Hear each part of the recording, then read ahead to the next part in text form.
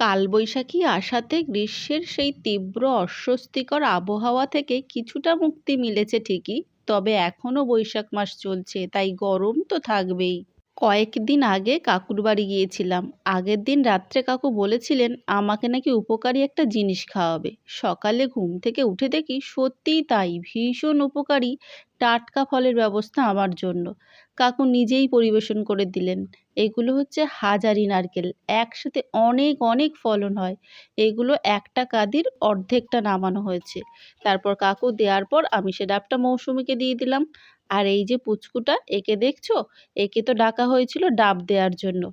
ও তো এসেই একসাথে 3টে ডাব তুলে নিয়েছে। কিন্তু দেখুন, একটু পরে আবার সব নামিয়ে দেবে, কারণ এতটা ভারী নেওয়ার মতো ক্ষমতা এখনও ওর হয়নি। যাই হোক, ও লাস্ট পর্যন্ত একটা ডাব নিয়েই বাড়ি চলল। ভিডিওটা দেখার জন্য থ্যাংক ইউ। টাটা।